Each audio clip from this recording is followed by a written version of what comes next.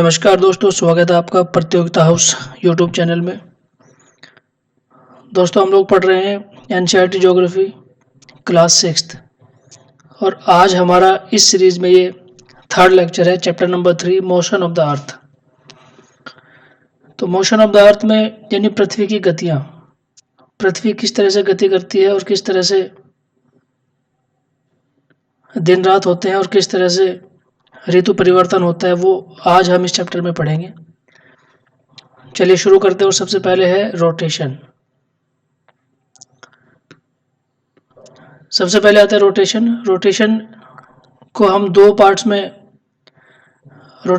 दो तरह से बता सकते हैं। एक तो रोटेशन को हिंदी में बोलते हैं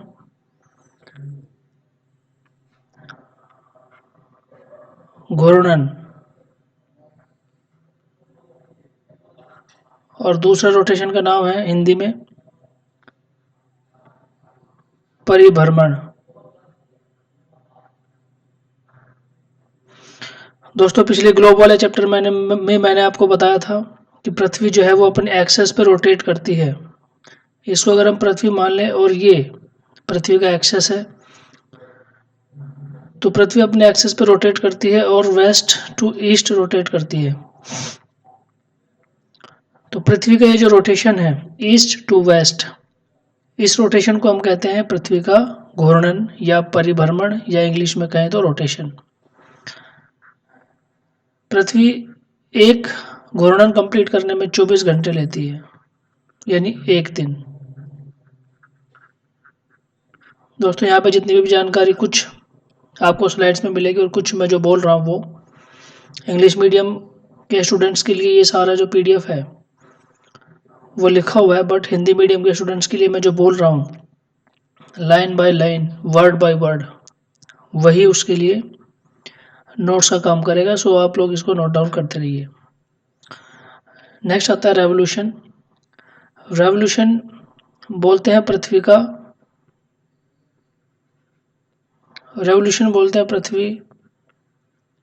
का परिक्रमण, यानी पृथ्वी जब सूर्य के चारों तरफ चक्कर लगाती है, ये वाली पिक्चर में आप देखिए, ये बीच में सूरज है और पृथ्वी जब सूरज, ये जब हमारी पृथ्वी है, पृथ्वी जब सूरज के चारों तरफ चक्कर लगाती है उसको हम कहते हैं पृथ्वी का परिक्रमण। परिक्रमण कहते हैं और ये 365 दिन लेती है एक परिक्रमण पूरा करने में। तो इस प्रकार से हमने देखा रोटेशन यानी घूर्णन और रेवोल्यूशन यानी परिक्रमण क्या होता है। नेक्स्ट आता है circle of illumination. Circle of illumination क्या होता है, ये वाली पिक्चर आप देखिए। इस वाली पिक्चर में ये नॉर्थ पोल है और ये नीचे साउथ पोल है और ये इधर सूरज है। दोस्तों, हमारी जो पृथ्वी है वो एक्सेस पे 23.5 डिग्री झुकी हुई है, यानी ये जो आप लाइन देख रहे हैं ये पृथ्वी का एक्सेस है यानी धुरी। और एक्चुअल अगर हम एक सीधी रेखा खींचे तो ये एक सीधी रेखा बनेगी जो पृथ्वी को 2 बराबर भागों में बांटती है, और इनके दोनों के बीच में ये जो एंगल है, इस एंगल को, ये एंगल है 23.5 डिग्री। दोस्तों, पृथ्वी का जो प्रकाश है वो पृथ्वी जब इस तरह से झुकी हुई, अपने एक्सेस पे झुकी हुई है, जो पृथ्वी का प्रकाश है वो आधे सर्किल, यानी पृथ्वी को अगर एक पूरा सर्किल माने तो पृथ्वी का जो प्रकाश है, पृथ्वी का ये जो हिस्सा, ये राइट वाला जो पोर्शन है, ये सूर्य की तरफ फेस करता है और सूर्य का प्रकाश इस वाले हिस्से पर पड़ता है। इसी हिस्से को बोलते हैं सर्कल ऑफ इल्यूमिनेशन, क्योंकि इस वाले हिस्से पे प्रकाश पड़ता है और ये जो पीछे वाला हिस्सा है यहाँ पर रात होती है, यहाँ पर प्रकाश नहीं पहुँच पाता। सो इसी वाले हिस्से को बोलते हैं इल्यूमिनेशन, सर्कल ऑफ इल्यूमिनेशन। आगे चलते हैं। अभी मैंने आपको बताया रोटेशन के बारे में कि रोटेशन क्या होता है। पृथ्वी जब अपने एक्सेस यानी अपनी धुरी पर एक चक्कर लगाती है, और वो एक चक्कर लगाते हैं कितने, 24 घंटे में। तो पृथ्वी अपनी धुरी पर एक चक्कर जब 24 घंटे में कंप्लीट करती है तो उसको कहते हैं पृथ्वी का रोटेशन। और इसी घूर्णन के कारण यानी पृथ्वी जब अपने एक्सेस पर एक रोटेशन लगाती है वेस्ट टू ईस्ट, इसी को कहते हैं हम पृथ्वी का घूर्णन। और इसी के कारण डे एंड नाइट होते हैं, यानी रात और दिन होते हैं। उसके बाद आता है रेवोल्यूशन, परिक्रमण। दोस्तों, पृथ्वी सूरज के चारों ओर एक चक्कर लगाने में 365 दिन और 1/4 दिन, 1/4 दिन को अगर हम डिवाइड करें तो एक दिन बराबर होता है, अभी हमने आपको बताया 24 घंटे, और एक दिन बराबर 24 घंटे के होगा तो 1/4 दिन कितने के घंटे के बराबर होगा? 24/4 यानी बराबर 6 घंटे। तो इसका मतलब ये हुआ कि जो पृथ्वी है वो एक चक्कर, सूरज का एक चक्कर 365 दिन और 6 घंटे में कंप्लीट करती है। तो इससे क्या पता लगता है कि एक साल में पृथ्वी 6 घंटा ज़्यादा घूमेगी। और ऐसे ही अगर हम 4 साल की बात करें तो 4 साल में 24 घंटे यानी एक दिन, 24 घंटे यानी एक दिन पूरा ऐड हो जाता है। इसीलिए हम कहते हैं कि जो नॉर्मल ईयर होता है, सामान्य जो साल होता है वो 365 दिन का होता है, और जो लीप ईयर होता है वो 366 दिन का होता है, क्योंकि हर एक 4 साल में एक लीप ईयर आता है। और हर 4 साल में, क्योंकि एक साल में 6 घंटा ज़्यादा टाइम ले रही है पृथ्वी सूरज के चारों तरफ घूमने के लिए, तो इसी तरह से 4 साल में 24 घंटे यानी एक दिन ज़्यादा लेगी, जिससे कि वो जो एक दिन है वो 365 + 1 ऐड हो जाता है। और पृथ्वी 366 दिन लेती है हर चौथे साल सूरज के चारों ओर चक्कर लगाने में। इसलिए हम कहते हैं जो फरवरी है, फरवरी 28 दिन की होती है, लेकिन हर 4 साल बाद पृथ्वी जो है, सॉरी, फरवरी जो है वो 29 दिन की होती है।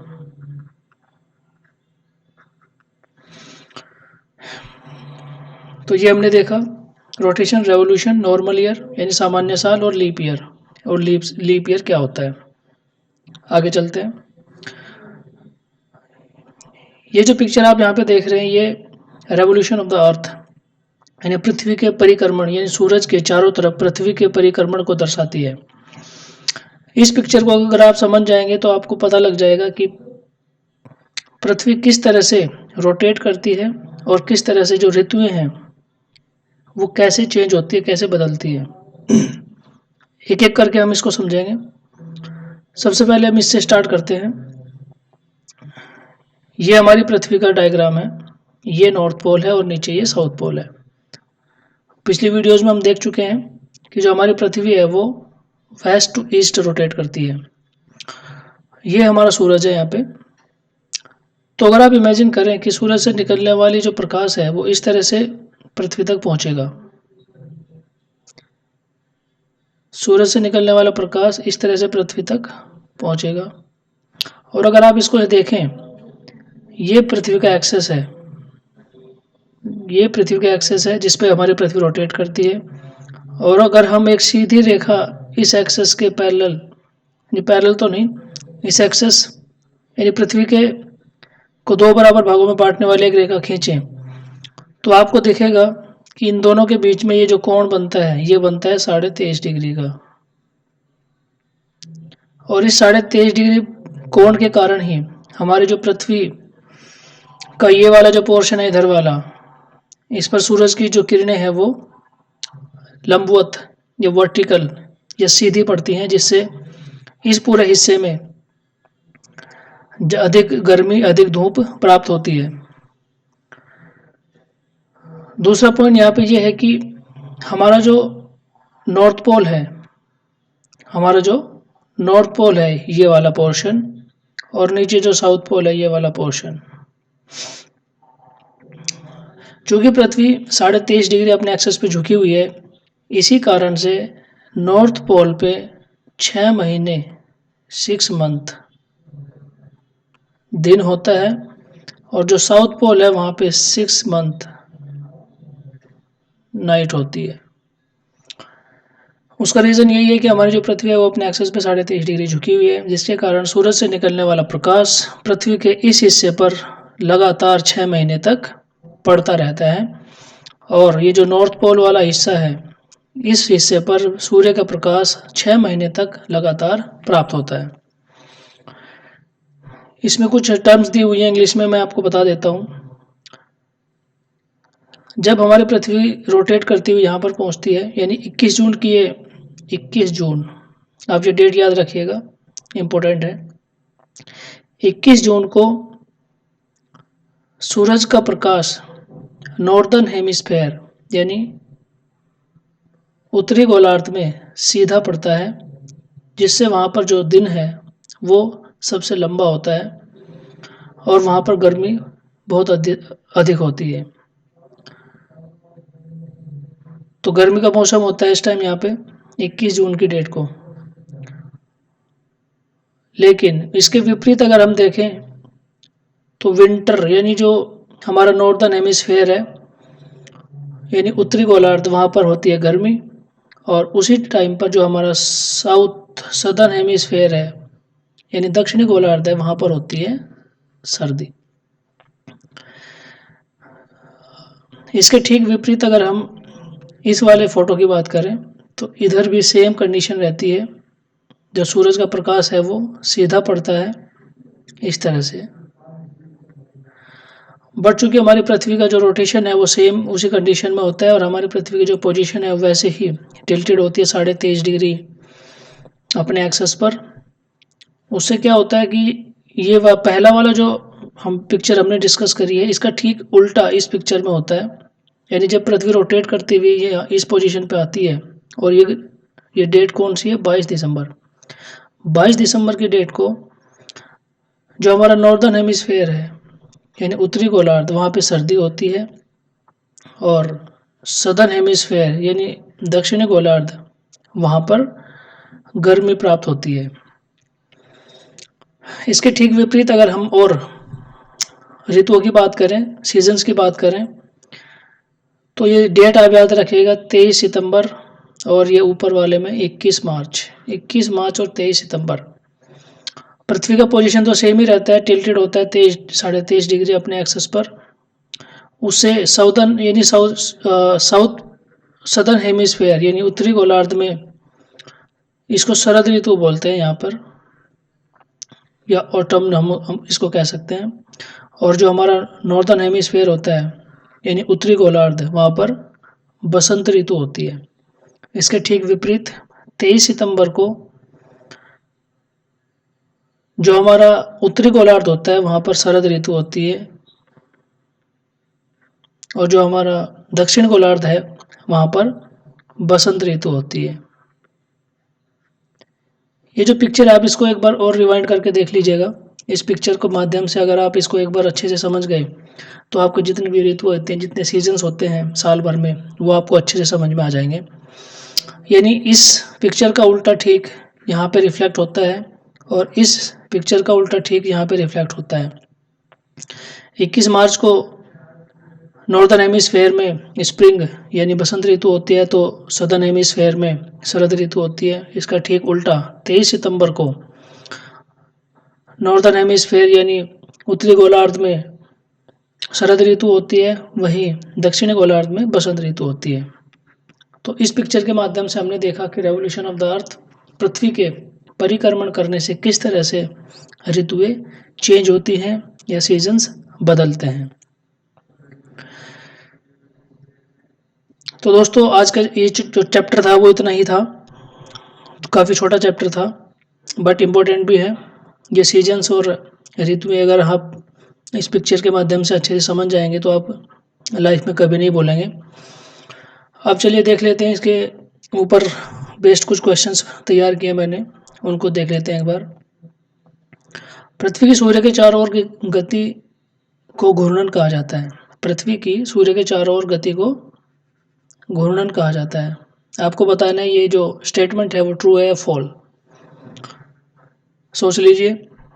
अगर आपने सोच लिया तो देखिए, पृथ्वी की सूर्य के चारों ओर गति को अभी पिछली स्लाइड में हमने देखा, ये वाली जो स्लाइड है हमने देखा, रेवोल्यूशन ऑफ द अर्थ, पृथ्वी की सूर्य के चारों ओर गति को हम कहते हैं परिक्रमण, या इंग्लिश में कहे तो रेवोल्यूशन। तो ये जो स्टेटमेंट है वो आपकी हो गई फॉल्स।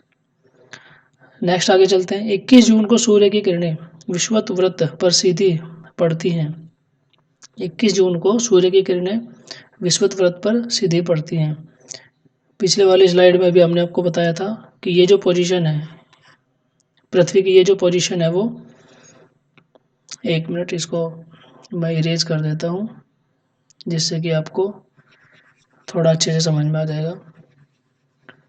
हाँ, तो अभी आपने देखा कि 21 जून ये जो पोजीशन है पृथ्वी की वो है 21 जून, और 21 जून को पृथ्वी के नॉर्दर्न हेमिस्फेयर पर सूरज की जो किरणें हैं वो सीधी पड़ती हैं, और यही हमारा क्वेश्चन था, यानी ये स्टेटमेंट हो गया आपका ट्रू। नेक्स्ट क्वेश्चन, ऋतु परिवर्तन किसके कारण होता है? बताइए ऋतु परिवर्तन किसके कारण होता है? चलिए दो ऑप्शन आपको देता हूँ, एक है रोटेशन और दूसरा है रेवोल्यूशन।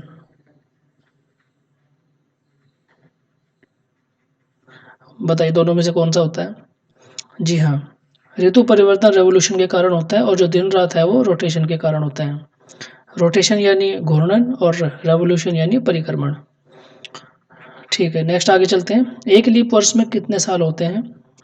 एक लीप वर्ष में 366 साल होते हैं, अभी हमने आपको बताया था पिछली स्लाइड में।